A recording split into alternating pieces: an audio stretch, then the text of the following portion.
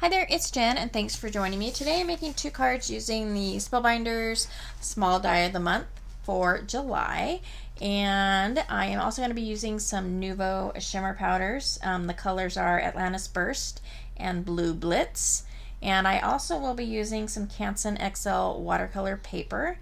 The dies are still available. Most times when both the card kit and the Small Die of the Month come out, most times they are available through the entire month, so this is still available if you're interested. As always, I will leave links below. And what I'm doing is I'm just going to go ahead and take the dies and go ahead and run that through my Big Shot machine on the watercolor paper. And if you're going to use as much water as I have used in this video, you're probably going to want watercolor paper, not just a cardstock or a Canson paper. So the leaves have some detail on the front, so you can kind of see like the veins of the leaves, which is pretty cool. And then the flowers, they're actually could be three parts. So you've got the inserts, which you could color and insert back or just put another color in. And then you've got the outside kind of frame, and then you've got the solid piece. So very versatile, like a lot of the Spellbinders dies that come out in the Small Die of the Month. So there's many different ways you can use them and different things you can do. I'm going to go ahead and put some of the Atlantis Burst down on my craft mat and then spritz that with water. And then I'm going to take each of the die cuts and just kind of dab it into the color. And so I will do that for all of the pieces. And this color is really, really pretty. I actually really, really like it. Just kind of a light green, and then when you combine it with that Blue Blitz, it just turns out gorgeous. And because I'm not using that much, it's kind of a watered down powder, and I'm not putting that much color on really. It doesn't kind of shimmer as it would if I was using more. Now I'm taking a bowl and I just put some water in it, and then I squirted the Blue Blitz powder into that bowl, and I'm going to be taking all of the pieces now and dipping them into that blue color. So it just gives it this really, really pretty blue-green color. So I will dip all of those pieces into that powder and water mixture, and then eventually I smarten up and take my tweezers and dip using that instead of using my fingers, especially for like kind of the more delicate pieces. But I went ahead and dipped these all once, and then for some of them I went, especially the leaves, I went back through and I dipped them again in the liquid mixture. And then for the most part, I let them air dry for probably about 75%, and then they were about 75% dry, and then I went over them with the heat tool. The extra mixture, I'm just taking my little, I think it's called a pipette, and putting that into a bottle so I don't waste it. And then I'm taking a white panel and I am just using my scoreboard to give it some texture in the background, and then I went ahead and took a circle die and cut out the middle of that paper.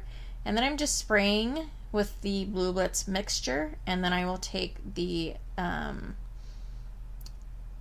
sprayer out and kind of just dab some droplets on there. And then I'm going to take my heat tool and I will heat that up. So now I have flipped the panel over, so this is actually the back side, and I am adhering the floral leaves, not floral leaves, leaves. And then, so I'm just using my Tonic Deluxe adhesive, and I am just adhering them where they are touching the card panel. And then I'm going to use a piece of vellum to go over the background. So it's going to be behind these. And so when I do that, I go ahead and take my glue and just, when I glue behind the leaf pieces or the vines, I guess you can say they are. I just go ahead and just dot. If you wanted to use like a glue pen or something like that, it might be a little bit easier. But I just went ahead and I just put like little small dots on all of the areas on those vines. I didn't want to put too much because I didn't want it to squish out underneath and show on the vellum. And so I'm just going to place the vellum on top of that. And then I take the 2 leaves and adhere those to my card base, or my card panel. And for this flower, I went ahead and I cut a piece of the solid out of the solid die, and then I placed kind of the frame flower piece on top of that, just to give it a little more definition than it would have had if I had just placed just the little flower frame.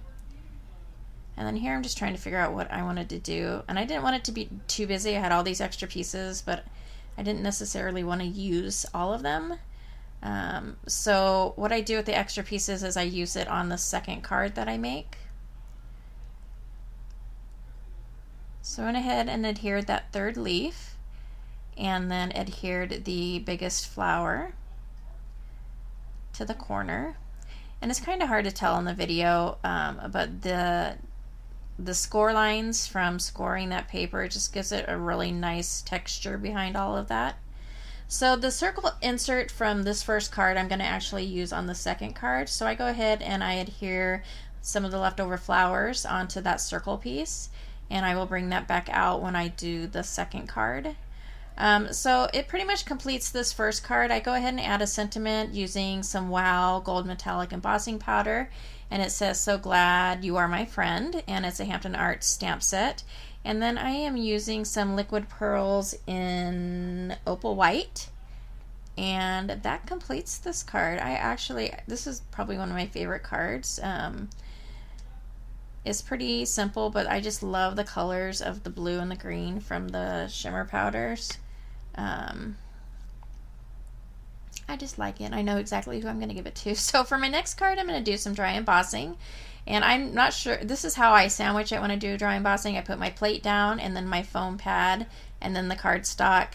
And in this case, I'm using the paisley die.